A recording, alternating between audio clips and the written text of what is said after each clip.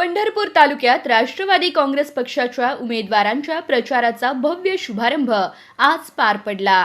माजी उपमुख्यमंत्री विजयसिंह मोहिते पाटील व खासदार धैर्यशील भैया मोहिते पाटील यांच्या उपस्थितीत मेंढापूर येथील जागृत देवस्थान श्री दुग्धेश्वर मंदिरात श्रीफळ वाढवून प्रचाराला प्रारंभ करण्यात आला। यावेळी आमदार अभिजित पाटील यांनी ऊस दराविषयीचा किस्सा सांगितला, तेव्हा सभेत एकच कडकडाट झाला। प्रचाराचा शुभारंभ दुग्धेश्वराच्या पावन नगरीतून भैयासाहेब, त्या दुग्धेश्वराची मूर्ती रोज थोडी थोडी थोडी वाढत जाती अशी त्या ठिकाणी आख्यायिका। आणि या दुग्धेश्वराचं दर्शन घेतल्यानंतर नवसाला पावणारा शंभू महादेव सगळ्या इच्छा आकांक्षा पूर्ण करतो। मी ज्या ज्या वेळी आलो त्या त्यावेळी दुग्धेश्वरानं आशीर्वाद दिला आणि दुग्धेश्वराच्या आशीर्वादानं या विठ्ठल सहकारी साखर कारखान्याच्या निवडणुकी देखील निवडणूक लढत असताना, बंद पडलेला कारखाना सुरू करत असताना मायबाप जनतेनं म्हणून बंद पडलेला साखर कारखाना सुरू झाला। जो विठ्ठल सहकारी साखर कारखाना बंद होता म्हणून ऊस जाण्यासाठी लोकांची हडसांड होत होती, तो कारखाना सुरू झाला। मी निवडून यायच्या आधी त्या ठिकाणी 3 लाख गाळप नाना त्या वर्षी झालो आणि या वर्षी आम्ही महिन्यात 3 लाख गाळप केले। पहिल्या वर्षी निवडून आलो 7 लाख गाळप झालं होतं, या वर्षी 2.25 महिन्यात 7 लाख गाळप केले। मग जो कारखाना सभासदांनी बंद पडला होता तो सुरू करण्याची ऊर्जा दिली, संधी दिली, म्हणून त्या ठिकाणी ज्यावेळी कारखान्याची निवडणूक लढली त्यावेळी ऊसाचा भाव आपण सगळेजण परिचित आहे की 2200 रुपये जिल्ह्यामध्ये ऊसाची दराची स्पर्धा होती। आणि मग पहिल्या वर्षी आम्ही 2500 रुपये भाव देऊ म्हणून निवडणूक लढली, मागची ऊसाची बिलं देऊ म्हणून निवडणूक लढली। मग ऊसाची बिलं देत थकीत बिलं देऊन त्या ठिकाणी 2500 रुपये भाव दिला। आता काही लोक ऊसाच्या दरावर बोलतात, पण आपण जसं विठ्ठल सहकारी साखर कारखान्याला संधी दिली त्या वर्षीपासून बघा, पहिल्या वर्षी 2500 रुपये दिला, पुढच्या वर्षी इथल्या एका कारखान्याने 2500 रुपये जाहीर केला। मी फक्त म्हणलं आपला कारखाना अडचणीत आहे, त्यांचं 2500 येतं, आम्ही 2550 रुपये देऊ। त्यांच्यावर टीका झाली, टिप्पणी झाली, जाहीर केलं राज्याचे उपमुख्यमंत्री अजितदादाच्या समोर 2500 रुपये आणि जमा करायची वेळ आली 2700 रुपये। त्यानंतर दुसऱ्या एका कारखान्याने 2800 केलं, आपण 2825 रुपये केले। मला सांगा, मी जर त्यावेळेस 2550 च्या ऐवजी 2400 म्हणलो असतो तर काय झालं असतं? मिळालं असतं दराला, स्पर्धा लागली असती का? मग त्या वर्षी 2825 रुपये सांगितलं, 2825 ते 3000 रुपये का हो पुढे गेला नाही कोणता कारखाना? गेला का? मग बोलण्याचा अधिकार त्या ठिकाणी कुणाला आणि का? मग गेल्या वर्षी होती, आज देखील ठामपणे सांगतो 3500 रुपये देणार म्हणजे देणार। आज काही अडचणी आहेत, जरूर अडचणी आहेत, परंतु जे जे शब्द दिले ते सगळे पाळले। आता गेल्या वर्षी बघा 2800 रुपये त्यांनी पहिला हप्ता दिला, आम्ही 2803 रुपये दिला। त्याच्यावर त्यांनी सांगितलं विठ्ठल कारखान्यापेक्षा 1 रुपया जास्त देतो, दुसरा म्हणला जिल्ह्यात 1 नंबर देतो। मग म्हणला आता ह्यांचा दम होऊ दिला, 2803 रुपये झाल्यावर ह्यांनी 100 रुपये दिलं, किती झालं त्यांचं? 2900। आपण दिवाळीला किती दिलो? आपलं किती झाले 3003. त्यांचं किती येतं आता अजून तुम्ही 103 रुपयानं महागाय आणि कुठली नाकान वांगी सोलायला लागलाय. बरं पहिल्या वर्षीचं उदाहरण बघा 2500 रुपये होतं. मी जर पहिल्या वर्षी म्हणलो असतो 2800 रुपये देता येते ती म्हणली असते आम्हाला 2500 आणि 300 दाबला असतं ना. पण ह्यांची कळ मारायची होती मला. हळूहळू विठ्ठलच्या सभासदावर विश्वास आहे निवडून दिलाय का नाही. आज विठ्ठलचा सभासद एकालाही त्या ठिकाणी विश्वास नाही. सगळ्याला वाटतंय 3500 मिळणार. पण माझं म्हणणं काय आपलं 3.5 मिळणार आहे तर ह्यांचं घालवायचं. आता ह्यांचं काय आहे बघा ह्यांचं क्रशिंग इकडल्याचं किती आहे माहिती आहे का 25 ते 27 लाख. 25 लाख क्रशिंगला 500 न पैसे किती झालो 25 पाचा 1,200. 100 रुपये अजून राहिले ना आपल्या माग म्हणजे 600 रुपये 25 सक 150 कोटी ह्यांचं जाणार आहे. माझं 30 जायचं. मग माझं म्हणणं काय आहे तुम्ही 100 केलं मी 200 केलं. आता बारी कोणाच्या त्यांच्या का नाही लय शेतकऱ्याचा पुळका आहे. मन ना उद्या 200 नाही काढलं तर बोल पुढं तुझं घालवायचं दाजी आम्हाला. आणि त्यांच्या पार्टीच्या लोकांना हे कळत नाही लगार घालवून तुम्हाला मिळवून देणार आहे. ठीक आहे आपल्या पार्टीला मिळणार का पैसे त्यांचा दोष गेला आणि त्यांनाच पैसे मिळवून देणार आहे. आज गेल्यावर बटन तेवढं आपल्याला दाबणार आहे. आणि मग मी तर उलट म्हणतो आता लागली निवडणूक ऊस दराचा विषयच काढलाय. माझं जाहीर पत्रकार महोदय आपल्या निमित्तानं रणजित सिंह शिंदेना आव्हान आहे आपण जर खरंच त्या ठिकाणी सेवा करताय तर एखाद्या वडिलांना दिलेला शब्द पूर्ण करणारा खराच पोरगा मरत असतो. 600 रुपये द्या जमा कर आणि मग मैदानाची. त्यांचा नाद काय आपलं घालवायचं आणि त्यांचं झाकून ठेवायचं. आरर गाड्यानं तुम्हाला पटांगणात एक गडी म्हणला ही बारा पटांगणात आलाय. अरे मी पटांगणात 2 वेळा येऊन गेलो तुम्हाला घालवलं नाही. आता तुम्हाला सगळ्याला एकाच कोंड्यात घेतलंय कसा बाहेर निघतोय बघतोय. अरे अजून एक लय भारी बोलती आता भाजपाच्या विरोधात बोललो. अरे आमची लढाई त्यांच्याशी नाहीच. आता महिला आमच्या आहेत पण तुमच्याबद्दल नाही. जी चाडगेपणा असतो का ती 2-4 नेता असं करतो आणि जणू काय पालकमंत्र्यांना इतक्या चाड्या लावायला लागली ती. आम्ही काय म्हणलोच नाही. आम्ही काय म्हणतोय माहित आहे का हितली प्रस्थापित कोण आहे तिथली प्रस्थापित हितली प्रस्थापित ज्यांनी अनेक वर्ष पंचायत समिती जिल्हा परिषद औदुंबर अण्णांच्या काळानंतर कधी आपल्या परिवाराला पंचायत समितीवर सत्ता स्थापन करता आली नाही. आणि मग ही योग्य वेळ होती. मग ज्यांनी त्या ठिकाणी वर्षाताई असता बोलताना सांगितलं वर्षाताईंनी गेले 1 वर्ष झालं जसं आरक्षण निघालं तसं ह्यांना घेऊन प्रचार केला. वाखरी गाणा गाठात त्या ठिकाणी पिंजून काढला. आणि मग मला सांगा ही निवडणूक कोणाची होती हो. त्यांनी काय केलं वर्षाताईंना तिकीट द्यायच्या ऐवजी स्वतःच्याच भावाच्या बायकोला द्यायला निघाले. आज त्यांचा वापर करून घेतला का नाही प्रचार करून घेतला आणि पुन्हा घरचा उमेदवार आणला.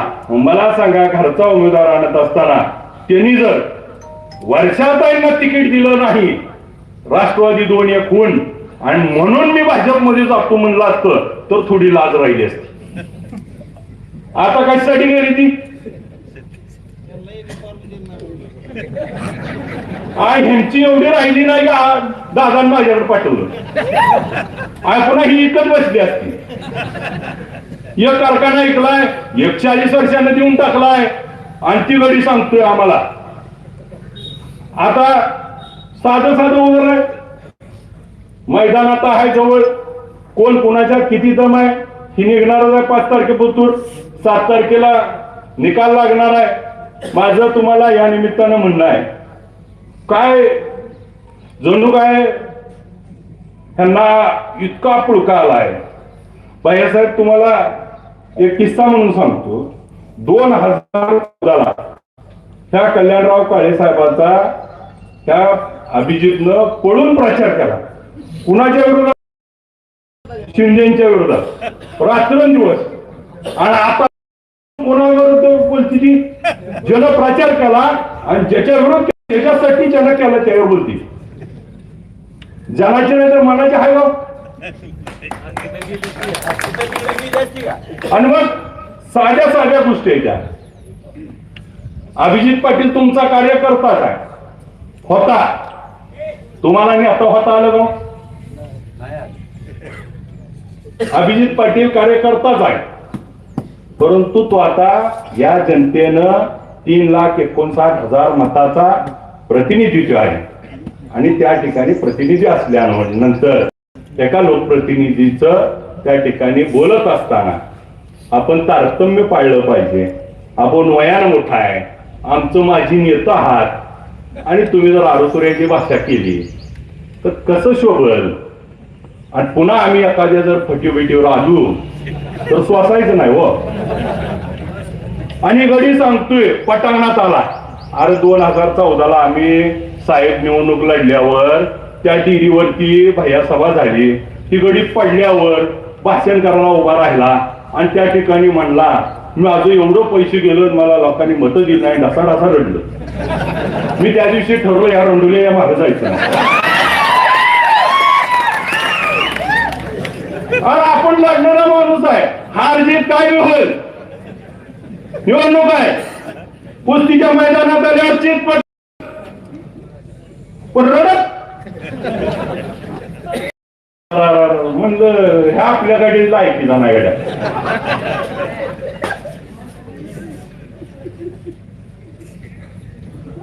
मला या निमित्तानं तुम्हाला एवढीच उद्गार, अपघातानं आमदार झालाय, लागत 30,700 चालले.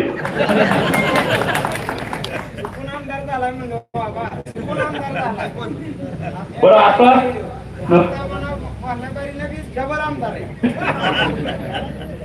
ही प्रेम आहे.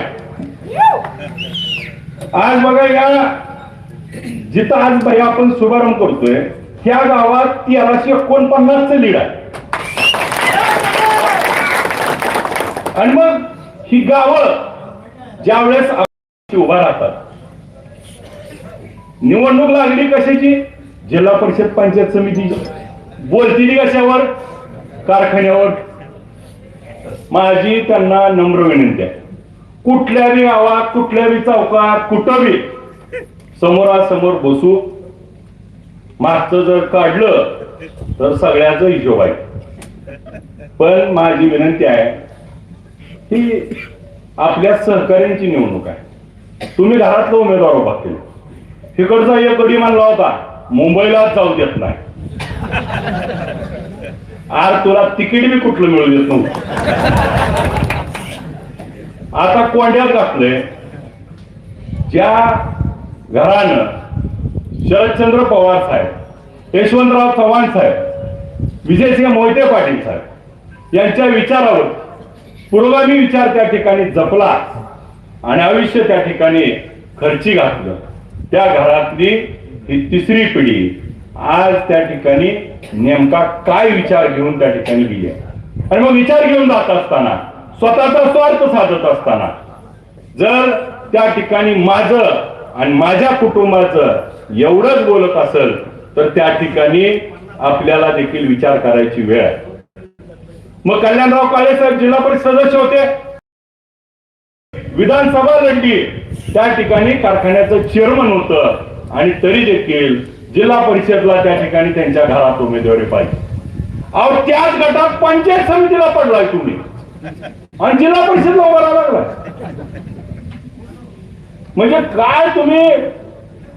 आता खरी निवडणूक आहे की तुम्हाला लोक सगळी कारण जी भैयासाहेब विधानसभेला तर अशी बोलत होती, आम्हाला कधी कधी वाटायचं आज लय जोरात भाषण केलं, एक जण मला मागणं म्हणायला 10 लाखाची सुपारी आहे, जरा दुसरं जोरात केलंय म्हणायचं आयला 20 लाखावर गेलं काही, पुन्हा जरा जोरात केलंय वाटायचं तिकडून शिंदे रोज झाला काय तर पाकिट पाठवायचं, तसं घासात वाढायचं, जेवढा घासा तोडल तेवढं मत टाकायची मला लोक. आपण मुळात तुम्हाला सुपाऱ्या वाजवायशिवाय दुसरं काय येते. मग साधा विषय आहे, त्या ठिकाणी निवडणूक आहे, निवडणुकीप्रमाणे खेळू. अनेक विषय आहेत. आता जसं मगाशी वसंतदादांनी सांगितलं, आज जर उमेदवार तपासलं तर इथं ज्यांची पार्टी होती ना त्या पार्टीतही उमेदवार नाहीत. आणि अजून एक सांगितलं परवा, आता आमची ताकद वाढली. विधानसभेच्या निवडणुकीतला रणजित शिंदे तिकडच होते, परिचारक पार्टी तिकडच होती, समाधान काळे, कल्याण काळे तिकडच होते, गणेश पाटील तिकडच होते. नवीन कोण आहे तुमच्याकडं? तसं बाळासाहेब देशमुख आता आमच्याकडे येतं. तुम्ही सांगा ना, पार्टी तुम्ही कुठं वाढवली? फक्त जुन्या भांड्याला कलर केली, तिकडून तिकडं तिकडून इकडं, काय दुसरं करत नाही. यांचा विषय एवढाच आहे, काही झालं तर आमच्या घराची सत्ता राहिली. आपण जर बघितलं तर यशवंतभाऊ पाटील साहेब 11 वर्ष जिल्हा परिषद सदस्य होते, जिल्हा अध्यक्ष होते, 20 वर्ष पंचायत समिती सदस्य होते. बापू 5 वर्ष त्या ठिकाणी जिल्हा परिषद सदस्य होते. 10 वर्ष होत्या पंचायत समिती आणि जिल्हा परिषद. 45 वर्ष तुम्हाला त्या ठिकाणी या गावाने त्या ठिकाणी स्वीकारले. आणि मग भारत बापू तुमच्या जवळचा कार्यकर्ता, मग भारत बापूला जर त्या ठिकाणी तिकीट दिलं तर काय होईल? मगाशी जाताना बोलताना सांगितलं, मला काय भाव नाहीत का? आम्हाला काय घरात महिला नाहीत का? एकमेव मी नेता आहे. शिंदेच्या घरात गेल्या वर्षी 4 उमेदवार होते. यावर्षी का धाड चालणार एक उभा करायचा? आता पटांगणात घेऊन पाडेल म्हणून ना. आता ही पटांगणात आली. आम्हाला तुम्ही भाभी आदरणीयच आहात, परंतु पोरगा त्या ठिकाणी काय गुणाचा आहे त्याची मात्र पत्न आता त्या ठिकाणी निवडणुकीमध्ये. कारण जिथं जिथं मी भैयासाहेब दादा आम्ही 5-5 हेलपाट घातलं, सांगितलं, विनंती केली, पण गडी एवढा तावात होता. आणि माझं जाहीर आव्हान आहे, गड्या आता ना कुणाचा पण करू, माझा तेवढा करू नको. मी आता पवन नदीच्या पलीकडे आहे, तुम्ही निम्या नदीत आहे. पुन्हा डोबी डाव खेळली, पुन्हा माघारी उडी मारून जर तुम्हाला खाली धरून बसलो, श्वासच घेऊ द्यायची नाही. माझी विनंती आहे, निवडणुकीसारखी खेळा. मी मागच्या निवडणुकीत पण वर्षात आल्यानंतर जाहीर माफी मागून तुम्हाला सांगितलं होतं, पण पाना फुटला. आता पण विनंती आहे, व्यक्तिगत टीका करायला जाल तर माझ्या एवढा झालंच नाही. मग चांगल्याला चांगलं. आमची विनंती आहे, विकासावर बोलू, ऊस दराच्या बाबतीत बोलू, आमची तयारी आहे. मला दुसरा गडी मानला, वर्ष झालं काय काम केलं? आणि 15 वर्ष बंद पडलेली आमसभा माड्यामध्ये चालू केली. पंढरपूरची आमसभा बंद पडली होती, 13 तास आमसभा त्या ठिकाणी घेतली. मध्यंतरी पत्रकार महोदय माझ्या ग्रीनिज बुक ऑफ मधली रेकॉर्ड मधली काही लोक येऊन भेटून गेली आणि त्याची माहिती घेऊन गेली. आणि आम्ही आता त्या ठिकाणी 13 तास आमसभा झाली असं कुठं रेकॉर्ड आहे का देशात तपासायला लागले. आणि जर त्या ठिकाणी आपल्यापेक्षा जास्त कोणी घेतली असेल किंवा नसेल तर त्याची माहिती 6 महिन्यात आम्ही गोळा करू आणि आतापर्यंतच्या माहितीनुसार आपणच एकमेव की 13 तास त्या ठिकाणी आमसभा घेणार आहे. आणि मग काय काम केलं तर दर 3 महिन्याला त्या ठिकाणी आम्ही PLC ची मीटिंग घेतो. शेतकऱ्याला का करत येत नाही, अण्णासाहेब पाटील महामंडळात का करत दिलं जात नाही, CMA का करत दिलं जात नाही, या बाबत पाठपुरावा करतो. मग PWD असेल, त्या ठिकाणी सार्वजनिक बांधकाम असेल, पाटबंधारे असेल, पाण्याच्या बाबतीतलं नियोजन करायची जबाबदारी असेल, त्या ठिकाणी त्याच्यावरती आम्ही काम करत असताना आज रस्त्याच्या कामाच्या अनेक त्या ठिकाणी योजना पुढे घेत असताना विधानसभेमध्ये तुम्ही निवडून दिले विधानसभेचा आमदार म्हणून. ज्या ज्या वेळी त्या ठिकाणी विधानसभेचं अधिवेशन आलं एकही दिवस गैरहजर न राहणारा आमदार म्हणून मी काम करतोय. आणि ज्या दिवशी विधानसभेत जातो त्या दिवशी बोलल्याशिवाय त्या ठिकाणी येत नाही. आणि मग जे म्हणून प्रश्न आहे आपल्या भागातला त्या ठिकाणी दुधाचा भेसळीचा प्रश्न होता, त्या ठिकाणी आम्ही लावून धरला, MPD लागला. आज दूध भेसळल्यावरती मोठं काम करण्याचं संधी मिळाली. आज मार्केट कमिट्या प्रायव्हेट केल्या जाणार आहेत, त्या विधेयकावर बोलण्याचं काम केलं. शिक्षकाच्या TET बाबतचं बोलण्याचं काम केलं. वकील संरक्षण कायद्यावरती बोलण्याचं काम केलं. त्या ठिकाणी जिल्हा परिषद निवडणुका झाल्या पाहिजे त्या संदर्भात भूमिका मांडली.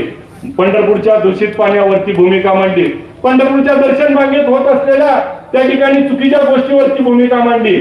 चांगल्याला चांगलं, वारी चांगली झाली त्याचं देखील अभिनंदन आम्ही केलं. आणि मग चांगल्याला चांगलं म्हणण्याचं आणि त्या ठिकाणी संविधानिक पदावरती बसल्यानंतर त्या प्रत्येक कामाच्या सहभाग घेत असताना माझ्यासारखा कार्यकर्ता ज्या ठिकाणी माझ्या घरात ग्रामपंचायत सदस्य नव्हता त्या ठिकाणी मला चेअरमन केलं, आमदार केलं. आज मला तुम्ही मतदारसंघाने त्या ठिकाणी आशीर्वादाने निवडून दिलं म्हणून या राज्यातलं सर्वोच्च पद असणारं विधानसभेच्या अध्यक्षपदाच्या खुर्चीवर देखील आपल्यामुळे बसायला मिळालं. आणि मग तुम्हाला संधी मिळाली होती, जी जी संधी मिळाली तिथं तुम्हाला काम करता आलं का? मला जी संधी मिळाली ती त्या ठिकाणी काम करण्याचं काम केलं. एक साधं उदाहरण सांगतो. आतापर्यंत राज्यामध्ये कुठेही जे आपल्याकडे महाई सेवा केंद्र चालवतात त्यांची मीटिंग कुणी घेतली नव्हती, त्यांच्या अडचणी समजून घेत नव्हत्या. अनेक प्रश्न, अनेक अडचणी आहेत, त्या सगळ्या प्रश्न समजून घेऊन त्यांच्या सोबत राहण्याचं काम करतोय.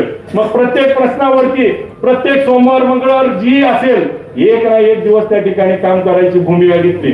आज आपल्या ज्या ठिकाणी आपण दुग्धेश्वराचं नारळ फोडला, आपण त्या दुग्धेश्वरा मंदिराला अनेक वर्षापासून मागणी होती. ब वर्ग दर्जा त्या ठिकाणी आपण इथं दिला. या गावच्या ग्रामपंचायत ऑफिसाला 25 लाख रुपये नवीन दिलं. असे अनेक काम आहेत. मग इथं जे म्हणून आपल्याला करता आलं ते करण्याची भूमिका या ठिकाणी बजावली. आणि मग ह्या सगळ्या भूमिका बजावत असताना आज मात्र विकास कामावरती बोलण्यापेक्षा आणि मग ही सांगते ती काय निधीचं. आज मला या निमित्तानं आपल्याला सांगायचं निधी आणायचा आहे म्हणते ती. निधी कुठनं आणणार आहे? मी एक गोष्ट सांगतो. काही जणांनी सांगितलं विरोधी पक्षात आहे.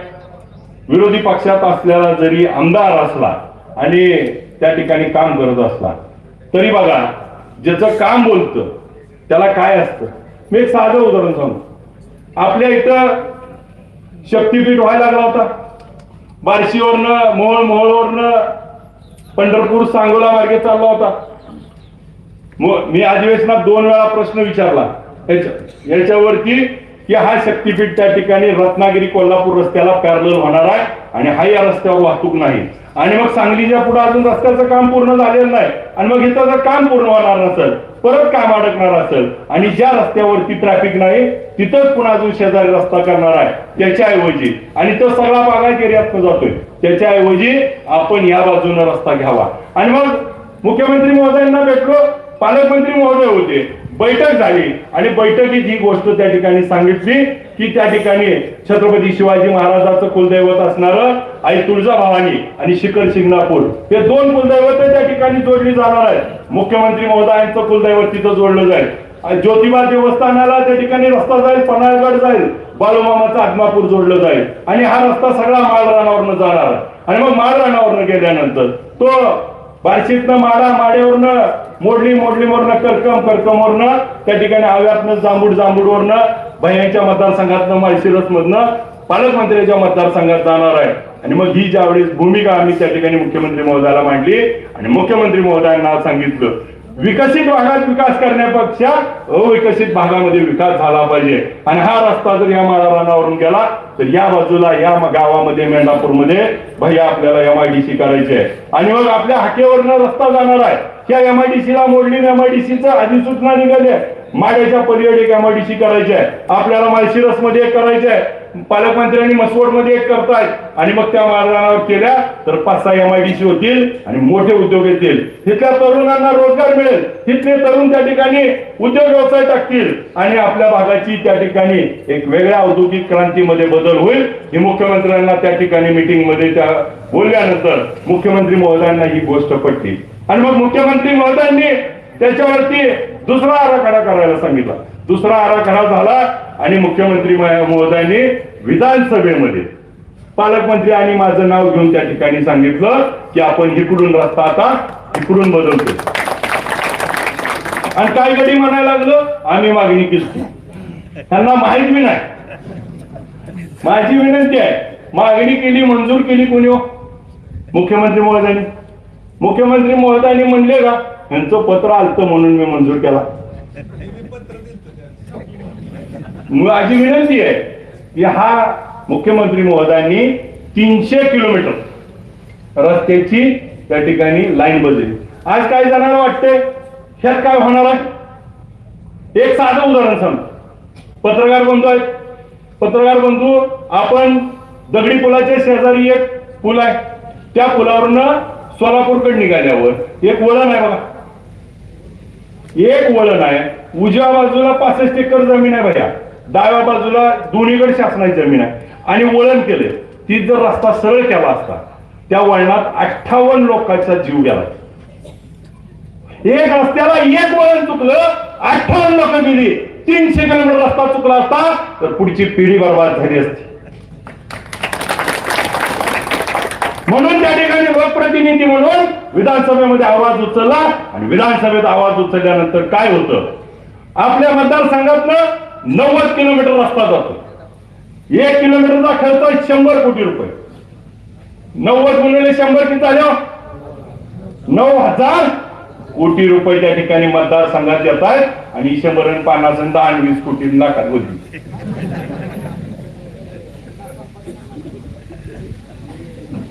9,000 कोटी रुपये पुढच्या 5 वर्षात या भागात येतील आणि या भागाचा कायापालट होणार आहे. आणि मग विरोधी पक्षात होतो. काम करत असताना माझी गोष्ट ऐकली जात होती. अनेक विषयावरती बोलत असताना बाळासाहेब कुर्डवाडीमध्ये बारलोणीच्या एका मुलानं चक्री गेम मध्ये 90 लाख रुपये हरले आणि त्या ठिकाणी गळफास लावून घेतला. तो विषय लवणचे पोरं होती बारलोणीच्या पोरानं. आणि मग त्या ठिकाणी प्रश्न मांडला विधानसभेमध्ये. प्रश्न मांडला चक्री गेम बंद झाली पाहिजे. हा ऑनलाईन गेम मुळे त्या ठिकाणी शेतकऱ्याची कुटुंब उद्ध्वस्त होत आहेत. एक धाराशिव जिल्ह्यातलं बावी म्हणून गाव आहे. त्या बावी गावच्या पोरानं 1,05,00,000 रुपये त्या चक्री गेम मध्ये हरला. आणि हरल्यानंतर काय केलं? आता सावकार दारात बसायला लागलाय म्हणून स्वतःच्या पोराला बायकोला त्या ठिकाणी विष पाजलं आणि मारून टाकलं. त्या बाईच्या पोटात देखील बाळ आणि स्वतः त्या ठिकाणी विष प्याला. अख्खं घर संपवलं चक्री गेमच्या नादात. आणि ही व्यथा त्या ठिकाणी विधानसभेत मांडली. स्वतः मुख्यमंत्र्यांनी उठवून उत्तर दिलं की त्या ठिकाणी आम्ही त्याच्यावर बंदी आणू आणि ती केंद्र सरकारचा अधिकार आहे. आणि मग त्या बंदीच्या बाबतीमध्ये मुख्यमंत्र्याला मी दुसरा विषय मांडला की या देशातले क्रिकेटर असतील, फिरोजी लाईन असतील, ही लोक ह्याची जाहिरात करतात म्हणून ही लोक बोलतात. तर ती जाहिरात बंद झाली पाहिजे. मुख्यमंत्र्यांनी विधानसभेतच उठून सांगितलं की जाहिरात तात्काळ बंद केली जाईल आणि लोकसभेमध्ये हा कायदा पारित केला जाईल. विधानसभेत विचारलेला प्रश्न लोकसभेत कायदा पारित होऊन ह्या चक्री गेम आणि असल्या भूलथापायाच्या गेम बंद झाल्या. आणि मग एका लोकप्रतिनिधीने मांडल्यानंतर कितीपर्यंत परिणाम जातो आणि मग कितीतरी गोरगरिबाची घरं उद्ध्वस्त होणारी राहतात. म्हणून तुमचा आमदार बोलला पाहिजे, विधानसभेमध्ये आवाज उठवला पाहिजे. म्हणून मला त्या ठिकाणी काम करायची संधी मिळाली. आतापर्यंत म्हणायची ह्याला निधीच नाही, आता कसा देणार आहे? अरे आता तिजोरीच्या चाव्याच अजिता दगडायच्या. आता कसं? आणि मग 2 राष्ट्रवादी काँग्रेस एक होण्यापेक्षा दोन परिवार पवार कुटुंब एकत्र व्हावं ही माझ्यासारख्या सामान्य कार्यकर्त्याला वाटणारी भावना मी अनेक वेळा त्या ठिकाणी बोलून दाखवली. आणि याला आता त्या ठिकाणी दोन्ही पवार कुटुंब एकत्र आले, त्यामुळे दोन्ही राष्ट्रवादी एकत्र आले. आणि मग संधी होती बाळासाहेब की मागचं झालं गेलं विसरून जावा, दोन राष्ट्रवादी एक झाले. त्या कल्याणराव काळे साहेबांनी मोठ्या मनाने म्हणलं असतं की आता अभिजित आपण मिळून करू, आम्ही म्हणलं असतं चेअरमन साहेब तुम्हीच आमचं नेतो. पण मला वाटायला लागलं आयला माझं नशीब किती मोठं आहे, ही जिकडं जाईल तिकडं पडतंय, माझ्याकडनं गेलं बरं झालं. आता जिथं गेले त्याचं काय करणार रे बाबांनो. पालकमंत्री महोदय जपून राहावं, काय नाही तर ती लय अपशकुनी आहे. माझी विनंती आहे, निवडणूक विकास कामावर बोलू. विधानसभेमध्ये मांडलेले प्रश्न असतील, उद्या जिल्हा परिषद पंचायत समितीमध्ये आपण विकास कामं काय करणार आहे ह्याच्यावर बोलू. उद्याचा विकासाचा आराखडा बनवू. पंचायत समितीचं कामकाज कसं चालेल याच्यावरती बोलू. पंचायत राजमध्ये आपल्याला ज्या पद्धतीने काम करायचं त्याच्यावर बोलू. माझ्या महिला भगिनींना जे 50% आरक्षण शरदचंद्र पवार साहेबांनी दिलंय त्या आरक्षणावरती बोलू.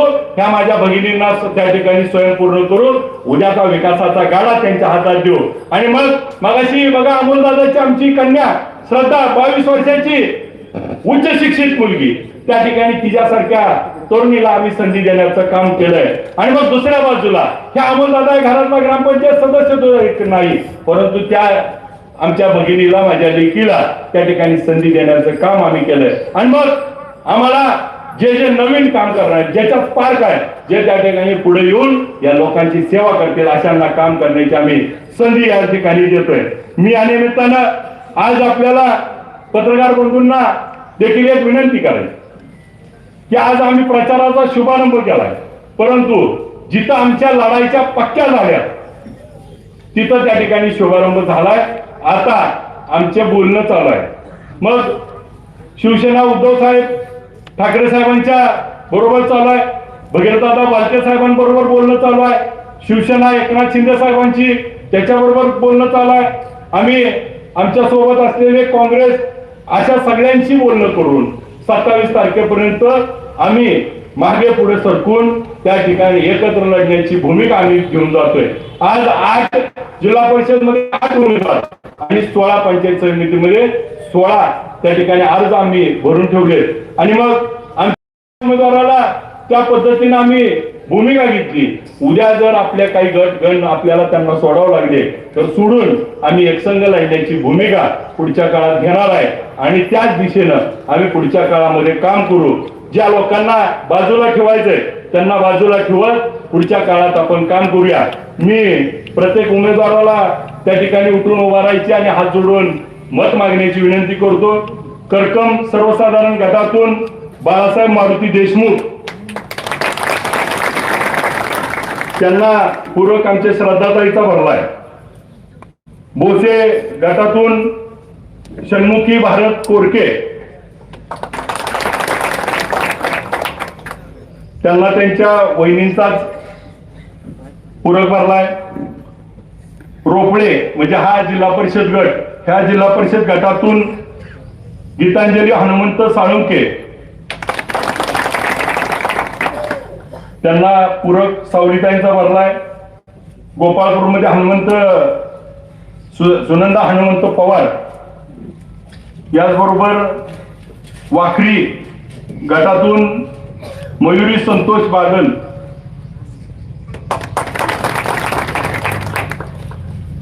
त्या बाळवणी गटातून सुप्रिया सुनील गायकवाड, टाकळी जिल्हा परिषद गटातून शत्रुघ्न दगडू रणदिवे, पंचायत समिती उंबऱ्यातून शहाजी मुळे, करकम पंचायत समिती गणातून श्रद्धा अमोल शेळके, त्याचबरोबर बोसे पंचायत समितीमधून भाग्यश्री अण्णा उसनर आणि त्यांना पूरक समता काकासाहेब पवार,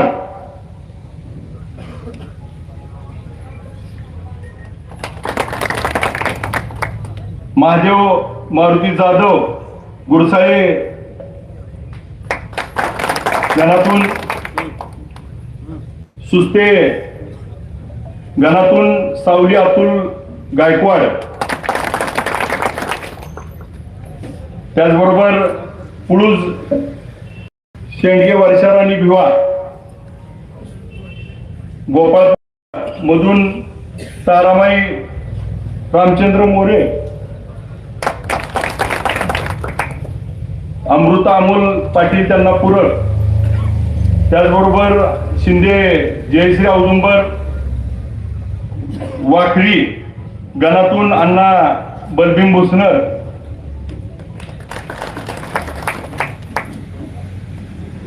पटवर्धन कुर्ली गणातून प्रमिला सोमनाथ झांबरे, त्यांना पूरक दीपाली सागर नाईक नवरे, बाळवणी मधून गोपने अभिमान जालिंदर, पळशी गणातून लोखंडे अक्काबाई बबन आणि त्यांना पूरक अर्चना आबासाहेब रणदिवे, संदीप मांडवे, अमोल पाटील आणि मग बाकीचे सगळे शुभांगी प्रवीण भोसले, वर्षा दीपक भोसले, नानांचे ते आले नाहीत ना देशमुख, आणि यामध्ये आम्ही सगळेजण जरी 8 गट आणि 8 गणा 16 गणात आम्ही उमेदवार भरले असले तर खासदार साहेब वसंतनाना आणि आम्ही बघून त्या ठिकाणी एकसंघ येऊन ही निवडणूक लढण्याच्या दृष्टीनं वेळ 27 तारखेपर्यंत घालवण्यापेक्षा प्रचाराचा शुभारंभ करून ज्यांनी सुरुवात केली, माझी आपल्या सर्वांना नम्र विनंती आहे की घड्याळ आणि तुतडीच्या समोरचे असलेले हे सर्व उमेदवार उद्या 5 तारखेला आपलं बहुमोल मतदान करून घड्याळ आणि तुतारीच्या समोरील बटन दाबून या सर्वांना निवडून द्यावं. खासदार साहेबांनी जो केंद्रात नसेल राज्यातनं आम्ही ज्या योजना राबवतोय, पंचायत समिती आणि जिल्हा परिषदेमध्ये रोज जाऊन बसणं होणार नाही आणि मग राज्याचा कारभारातला काही अंश म्हणून काम करत असताना मतदारसंघामध्ये 134 गावामध्ये फिरत असताना आज लोकप्रतिनिधी म्हणून यशवंतराव चव्हाण साहेबांनी हे स्थानिक स्वराज्य संस्थेचं जाळं तयार केलंय. त्यामध्ये या सर्व उमेदवाराला संधी द्यावी एवढं नम्र आपल्याला आवाहन करतो.